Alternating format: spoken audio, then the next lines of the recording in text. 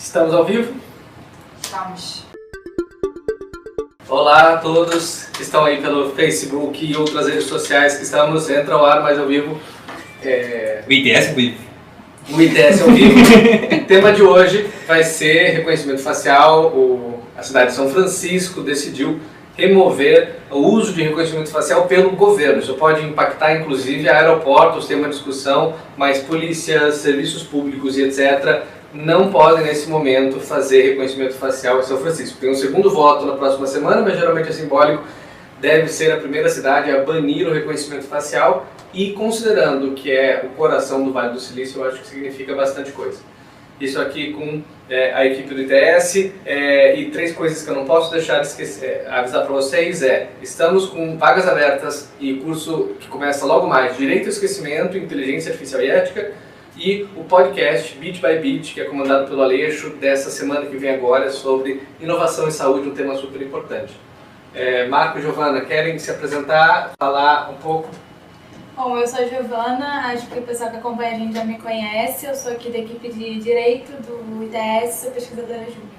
E eu sou o Marco Konopak, coordenador da área de Democracia e Tecnologia aqui do ITS. Eu sou o diretor executivo Fábio, meio faz tudo. Meu background é tecnologia e ciência política. Ótimo. Bom, eu vou começar comentando o caso de São Francisco, e aí eu posso apresentar um pouco do que eu falei na audiência da Câmara, né, 3 semanas atrás. Depois, numa dessa, a Giovana pode falar um pouco de como é que está essa discussão sobre inteligência artificial e regulação, já que ele está com essa pesquisa com a Microsoft, o relatório que está vindo aí, inclusive alguns PLs interessantes que a Giovana tem mencionado. E o Marco acabou de voltar de Harvard falando sobre inteligência artificial e desafios, pode falar um pouco como é que foi a apresentação lá. Bom, do ponto de vista da Câmara, eu acho que São Francisco aprende muito com o debate que tem aqui, porque sem dúvida, o que puxa o reconhecimento facial enquanto regulação é a pauta de segurança. E aí, quando a gente fala de segurança, a gente fala de duas coisas que são muito sensíveis. Primeiro, identidade digital, que a gente tem aí essa capacidade de identificar as pessoas através do reconhecimento facial. Lembrando que se hoje você precisa de RG e CPF para entrar nos lugares, vai que daqui a pouco você precisa aí de reconhecimento facial para entrar no banco, para entrar no Congresso ou para entrar em outro lugar. Ou seja, tem uma questão de identidade e acesso. E a segunda é segurança. Nós temos aí um caso que eu considero ruim, eu apresentei na Câmara como se fosse um caso ruim, que é o de Salvador, onde no Carnaval, no meio da muvuca, se faz uma identificação de um suspeito. Não que o suspeito não possa ser identificado, mas a quantidade de falsos positivos envolvidos nisso preocupa, porque você coloca a polícia 9, 10 casos para ver um caso que é falso, então é jogar recurso fora. E também porque imagina o que acontece se você para alguém como um criminoso e a pessoa não é. Dando um exemplo que eu dei lá na Câmara, era o seguinte, tem uma pesquisa americana muito interessante que pegou uma base de crimes de criminosos na Amazon, pegou a foto 3x4 dos congressistas e fez um cruzamento. E ele encontrou 28 congressistas que seriam criminosos segundo o reconhecimento facial da Amazon naquele momento.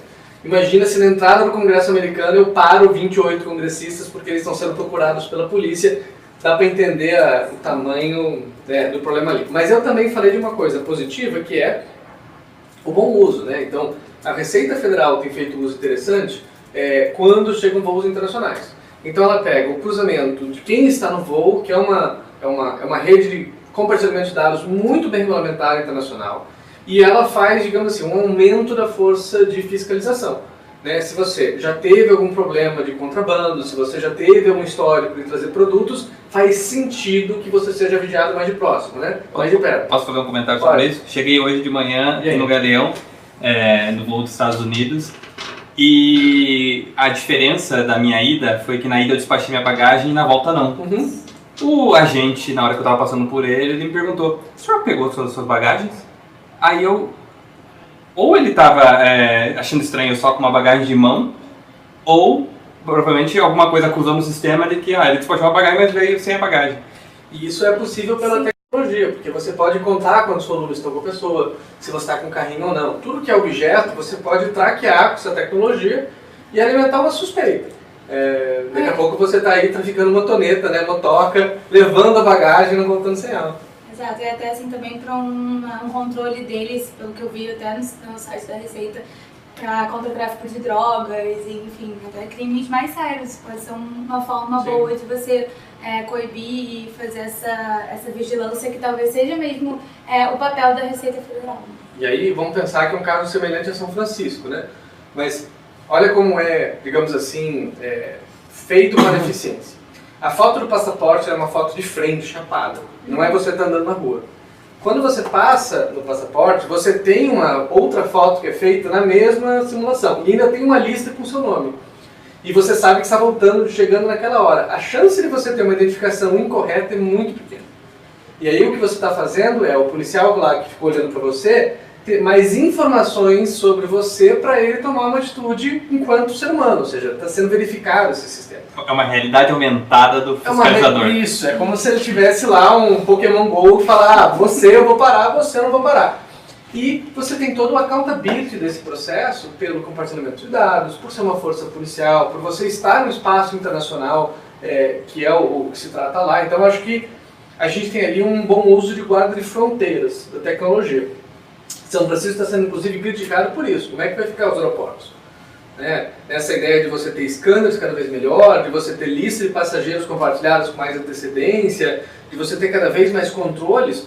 Como é que São Francisco teria autonomia para tirar dali uma tecnologia que daqui a pouco é dos aeroportos, da infraestrutura de vigilância dos aeroportos internacionais? Esse é um ponto. Dito isso, olha que diferente que é, por exemplo, de testes que usam reconhecimento facial para reconhecer morador de rua e para onde eles estão andando.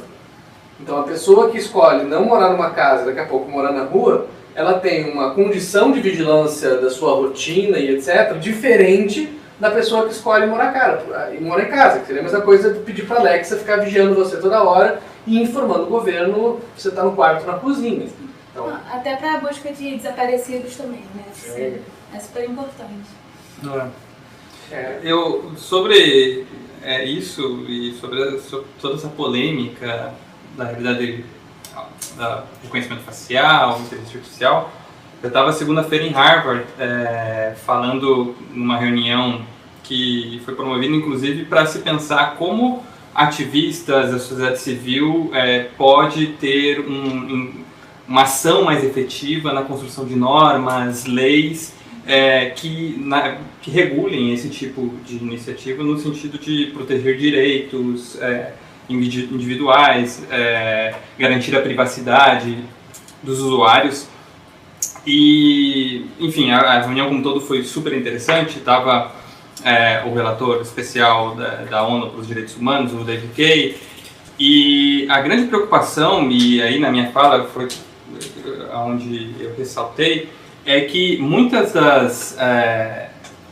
da tecnologia que está sendo produzida e exportada para outros países, ela está sendo produzida principalmente na China.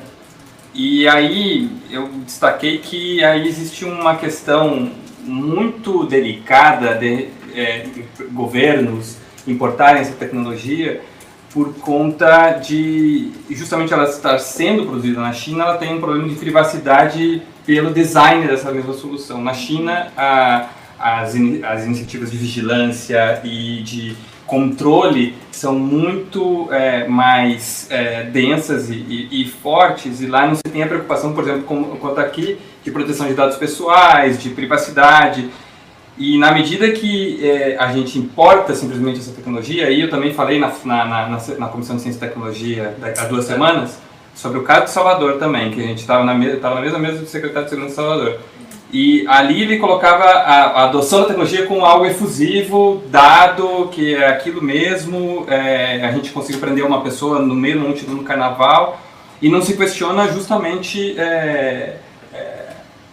que tipo de informação aquele sistema está tratando, para onde ele está, com quem ele está compartilhando, os códigos não são abertos. E na audiência apareceu também, porque o vendedor que fez o sistema de Salvador, ele falou sobre isso. Ele começou a fala falando que o serviço que eles ofertam para a cidade é um serviço de gestão de dados. Então toda essa questão aí de esse cloud computing, o que o governo está autorizando ser feito, agora com a Lei Geral de Proteção de Dados Pessoais, se torna muito em xeque. Então o que você está falando faz todo sentido. E na LGPD você ainda tem aquela exceção para fins de segurança pública, né? Então assim, quando a gente está falando de reconhecimento facial para esse fim, a coisa muda um pouco de figura, porque teoricamente isso ainda vai ser regulado, só que ainda não tem regulação no Congresso. Então. E o argumento principal dessa minha fala em Harvard foi justamente isso. Imagina um desafio para a sociedade civil, para ativistas, ou, enfim, pensadores do direito digital, como se pensar legislação e colocar esse argumento na mesa na medida que existe essa tendência à adoção quase que cega de uma tecnologia que se mostrou efetiva, eles se vendem como essa prisão em Salvador como algo muito efetivo, e você contrapor isso em termos de privacidade, num país em que a privacidade ela não é tão levada tão a sério, em que qualquer brasileiro vai lá e coloca o CPF na farmácia e não questiona por que ele está dando aquela informação. Eu acho que antes da gente falar da pesquisa da inteligência artificial, um dado breaking news: 1 em 5 pessoas no Brasil utilizam carvão e madeira para cozinhar. Então, dentro desse cenário de tecnologia, lembrar que o Brasil é um país muito desigual. Sim. E que você tem um acesso à tecnologia e ao controle dela muito limitado.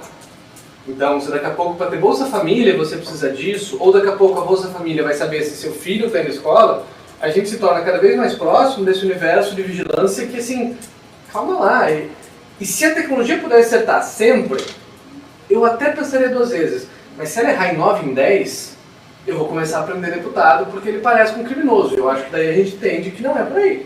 Eu acho que o reconhecimento facial é um tipo caso de tecnologia que, assim, tá vindo, que a gente tem que analisar, ler, parar com calma, estudar e analisar aonde a gente está. Não é também assim, não vai entrar, não vai acontecer, nós somos totalmente contra. Mas é ver como isso pode melhorar a vida da sociedade como um pouco, sem atingir e privar a gente da proteção de certos direitos fundamentais. E a gente trabalha com isso muito nesse report de inteligência artificial, porque, como a gente tem falado, você tem vários princípios éticos que rodeiam a utilização de AI, de inteligência artificial, como a justiça, como a inclusão, porque é uma tecnologia que pode vir pela sua criação com vários biases, né? No caso do reconhecimento facial, por exemplo, você tem algumas pesquisas que dizem que pessoas com a pele branca têm uma tendência. Não, eles conseguem reconhecer melhor. O trabalho que a AI faz é muito melhor do que com os negros, por exemplo. Que você teria mais falhas na aplicação do reconhecimento facial com a população negra. Então, quantas prisões injustas você acabaria fazendo com a utilização desse reconhecimento facial por um delegado ou por qualquer policial? Né, numa investigação. Muito semelhante com o debate, por exemplo, na fronteira dos Estados Unidos, da polícia prender 5 vezes mais mexicanos para investigação do que americanos caucasianos, né? Inclusive tem um grupo muito interessante de mexicanos brancos que eles ficam na fronteira, certo? Atrás do carro de polícia, só anotando quantos carros foram parados e quantos são mexicanos, só para produzir dados reais sobre essa configuração de você sempre parar mais um grupo que o outro. Estatisticamente, vai sempre um grupo falar, bom, mas existem mais traficantes vindo do México, com traços mexicanos do que o outro. Mas na questão da proporcionalidade, você fala, bom, então você está dizendo que ser mexicano significa ser traficante. Você fala, não, mas espera aí. Eu acho que esse é um debate e que o reconhecimento facial vai colocar muito próximo, né? Sim. Então, lembrando que o que causou um pouco disso foi a base de dados utilizada para treinamento do reconhecimento facial. Porque a digital nossa, ela é quase única, ela não muda ao longo da vida. Agora, a nossa cara, a cartilagem cresce quando a gente fica velho. Né? Eu posso ter uma cara de sono e isso tem uma diferença, eu posso ter um acessório. É muito contextual a face. Eu não tenho uma boa base de imagens para isso, né? E o que acontece é que eu acabo treinando com a mesma base de dados que foi feita por fotos de imagens brancas. E aí você tem uma eficiência maior para identificar um grupo, menor para identificar o outro, a ponto de chegar ao Google Images, embora não seja exatamente o mesmo caso, identificar gorilas e negros, homens negros, como o mesmo objeto. E aí a gente começa a entender o perigo que você tem de utilizar isso, sem esquecer que o reconhecimento facial permite a gente ter o Google Images. Então tem bons usos, mas tem que ser feito pensando nas garantias fundamentais. Sim, em como a tecnologia é criada, porque isso se relaciona até com o que o Marco falou, assim, se a gente está importando tecnologia da China, que é um país que, assim, pela essência quase não está se preocupando, não vem se preocupando com a proteção de dados pessoais, por exemplo, a gente está correndo o risco de, na aplicação, também desrespeitar certas garantias que são protegidas no nosso ordenamento. Mas sobre essa discriminação por algoritmo, né, que é esse bias na análise de inteligência artificial, eu trago uma outra perspectiva também desse evento em Harvard que me fez pensar e que eu acho que é um sinal que talvez seja também para a gente ponderar quando a gente fala em discriminação por algoritmo. Um dos expositores destacou que se fala muito sobre discriminação de algoritmo com o uso de inteligência artificial, mas se fala pouco na revelação da discriminação humana que o algoritmo pode ajudar a revelar. Ou seja, existem diversas decisões que humanos estão tomando diariamente que têm toda a sua internalidade e seus preceitos para a tomada daquela decisão que muitas vezes pode levar a uma decisão enviesada. E muitas vezes, se você aplicar a tecnologia a isso... Exato. Ou revela o bias. Né? Deixa explícito, traz transparência ao bias.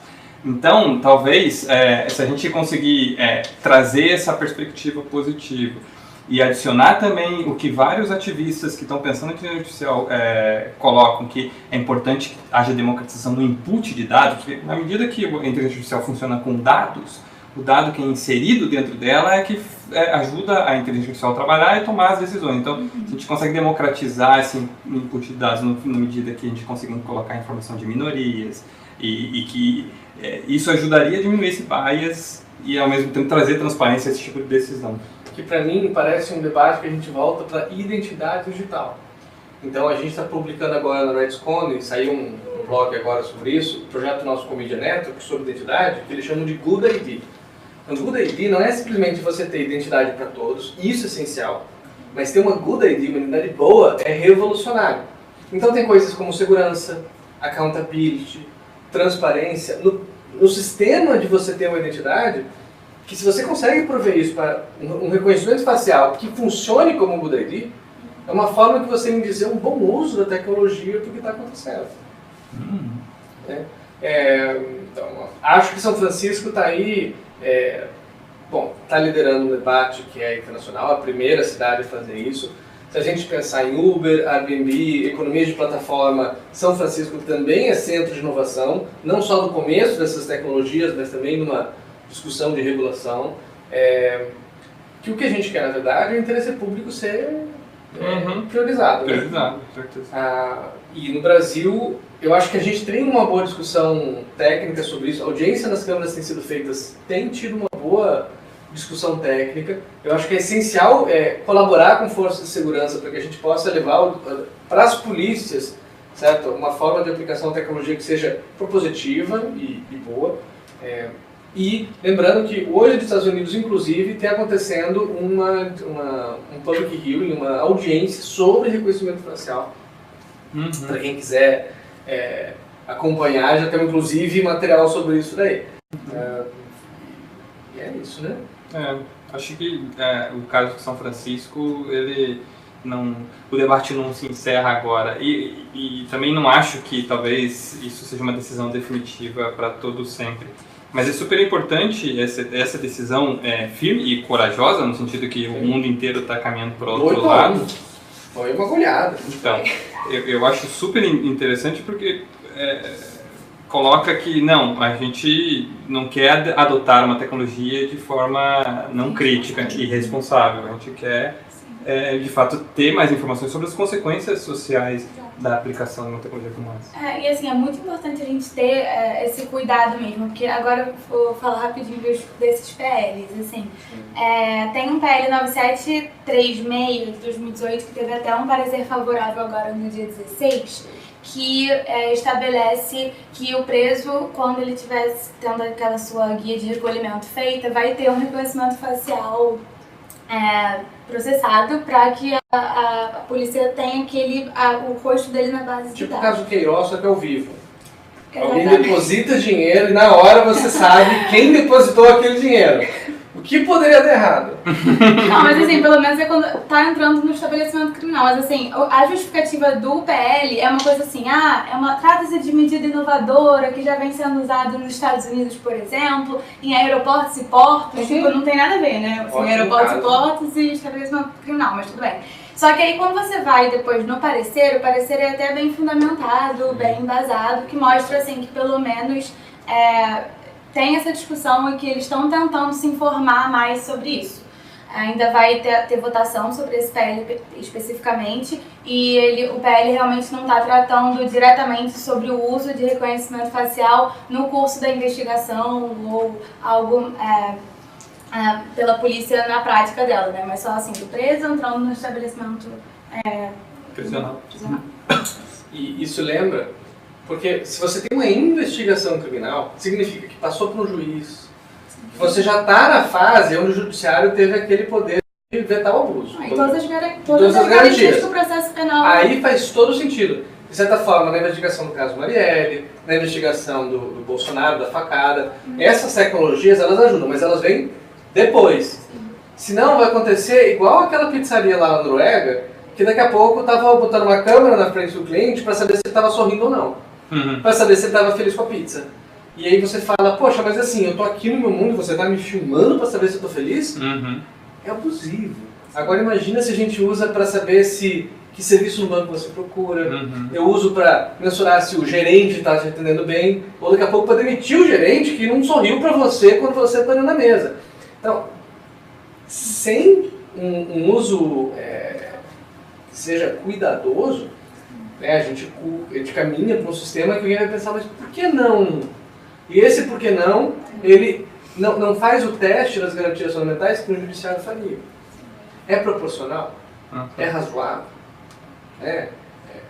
As proteções estão garantidas? Eu acho que esse é o princípio. E acho que é isso, né?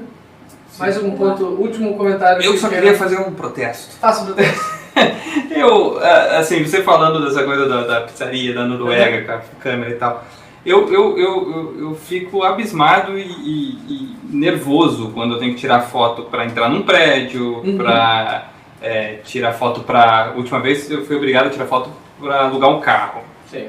E aí o argumento é não, para evitar a fraude, porque tem muita carteira de habilitação e tal. Assim, aí eu sempre me boto na questão de chato, né? Isso é chato de ser chato, mas assim, eu gostaria muito que a Lei Geral de Proteção de Dados entrasse cessasse a vacância logo e que tivesse uma autoridade nacional de proteção de dados forte, para eu poder fazer esse tipo de reclamação, porque eu sempre chego e pergunto à pessoa, mas você tem alguma cláusula, algum contrato, o que você vai fazer com essa minha foto? Aonde ela está armazenada? Qual que é a garantia de que ninguém mais vai acessar essa foto? Todo mundo me olha com cara de paisagem. A base vazada, localiza ou quem for, é a base para você falsificar documentos. Começa por aí. Você faz uma cópia do seu RG, tem uma foto, isso daí é supimpa, sopa para... Se eu quiser falsificar um documento, usar. E eles copiam, né, minha carteira, então eles podem fazer um merge. Uma foto do Fábio com a carteira de habilitação do bar. Do sistema soberano de identidade, onde em vez de você copiar, você informa quem sabe, o CEP, quem for, e fala, olha, eu tenho esses dados aqui. É o do Marco? Ele fala sim. Essa informação não fica armazenada. O que fica armazenado é que você certificou que aqueles dados naquele momento são semelhantes ao que o governo tem. Esse modelo descentralizado, soberano, que é o de Burebi, é outros 500. Não tem vazamento. Mas voltando para IA e coisa de foto, imagina um futuro distópico, e aí, tão distópico não tão futuro. Você viu aquele algoritmo de AI que ele pega uma foto e ele consegue dar corpo e movimento, e eles pegaram uma tela do Van Gogh, e deram uma animação e parecia um humano mesmo. Sim, eu vi o filme, inclusive. Então, imagina se aí, usando deepfakes e outras coisas, eu bato uma foto pra alugar um carro, daqui a pouco eu saio falando em algum canto aí, dizendo barbaridades. Socorro, né? Para quem gosta aí de inteligência, de ficção científica, já adianto que o Spock foi vítima disso numa das séries que está por aí. De um deepfake feito por extraterrestres. Mas é exatamente isso daí que está acontecendo. Eu acho que a gente tem comentários no Facebook. Temos. E a manipulação do nosso comportamento futuro baseado em AI. Então, um pouco o que o Fábio falou sobre a gente conseguir prever e fazer alguma coisa com o gerente, prever como é que o gerente vai tratar e atender o cliente. O André está perguntando aqui, falando para a gente problematizar a tensão entre liberdade e arquiteturas de manipulação, sistemas que utilizam os dados sobre o nosso comportamento passado para manipular nosso comportamento futuro. E ele trouxe aqui um social metric badges. Ótimo. Bom, vamos falar então de bot de WhatsApp, né? Porque o bot de WhatsApp nada mais é do que ele simula um comportamento. Se eu tenho esses dados, eu consigo simular um comportamento que é super humano. E aí, como é que eu, rede social, como é que eu, político, como é que eu, eleitor, vou saber quem na rede social está se comportando que é humano e quem não é? A gente já tem esse problema sem esse bando de dados aí que podem ser utilizados para criar uns bots cada vez mais humanos. Mas imagina que tem. O que as redes sociais fazem é que elas vão atribuir ao seu perfil um social badge, né? O seu perfil ele é tanto mais original quanto você fizer login com outro lugar, a hora que você acessa, esse comportamento seu ajuda a rede social a saber que a sua conta ela é original. Por isso que você viaja para uma cidade diferente, ele fala, Fábio, é você? Então, isso daí na prática já acontece. E o que o conhecimento facial está falando é que a coleta das imagens, processamento, essa questão do facial string que está acontecendo e o deepfake, levando lá para o futuro, mas nem tão futuro assim, a gente pode ver uma dificuldade que a gente vai ter de ainda maior de confiar nas pessoas e instituições. É isso? Então, né, com essas palavras ótimas de está tudo perdido, né, eu queria falar como é importante Peppa Pig nesse momento para trazer alegria para as pessoas. Acho que tem que acabar com uma mensagem positiva. Então vamos fazer o seguinte, vamos acabar com uma coisa interessante que você viu de reconhecimento facial. Algo que transformou a sua vida. Difícil queimar roupa assim, Fábio. Eu começo. Fala. Eu peguei todas as minhas fotos, digitalizei, já faz anos. E eu fiz o Google me reconhecer desde criança. Uau! Então, eu consegui, assim, fazer um vídeo meu de evolução, né? Desde as primeiras fotos de eu bebê até adulto, porque meus pais tiravam muitas fotos, eram 2.000 fotos, e isso é algo que não existe. Feito com GDPR, tem finalidade, proteção de dados, etc. Essa é uma memória que eu não tinha na minha mente e agora eu tenho, porque eu tenho um videozinho de 1 minuto eu envelhecendo. De fato, a gente acreditar que vetar uma tecnologia possa ser solução para algo é realmente acabar com toda essa maravilha do que a gente pode produzir de um futuro maravilhoso com a luz da tecnologia. Basta a gente realmente construir parâmetros que de fato protejam os seres humanos na sua privacidade, na sua individualidade, que essas tecnologias trazem coisas maravilhosas como isso. Eu não fiz nenhum caso tão legal quanto o seu, Fábio, mas você citando isso me lembrou que, cara, no meu programa de fotos eu gosto muito de olhar muitas vezes fotos com pessoas específicas, porque daí eu tenho a lista de pessoas que eu tirei fotos dentro do meu catálogo. E aí é uma forma também de eu interagir com aquele passado e lembrar daquela pessoa e sentir saudade, ou seja... Exato, se eu com 50 mil fotos no HD eu não conseguiria se não fosse reconhecimento facial, não fosse essa tecnologia de indexação.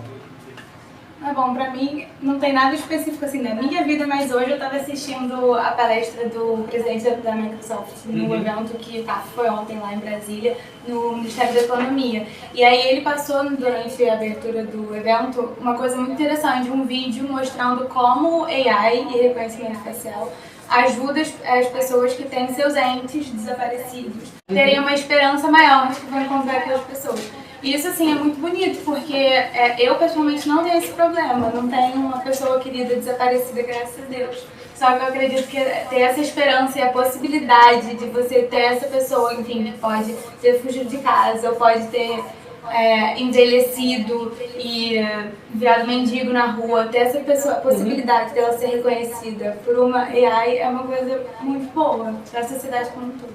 Então eu vou acabar com 4 coisas, 3 que é obrigatórias a falar, certo? O primeiro é o curso, né, de inteligência artificial que está começando na próxima semana. O outro é o curso de direito ao esquecimento e o Bitly dessa semana, que é o podcast do Aleixo, que é sobre inteligência e saúde. E falar que o reconhecimento facial está entre nós. Para quem está vendo de casa ou não tiver, você vê a câmera mudando, é uma câmera só. E a câmera sabe como focar na gente por causa do reconhecimento facial. Então a gente tá falando dela, mas ela tá ali, ó. Oi, reconhecimento facial, tudo bom? Tchau, gente. Até mais. Foi um prazer. Até a próxima live. Quarta que vem, 4h30 da tarde. Só aqui no ITS ao vivo. Não reconhecimento facial.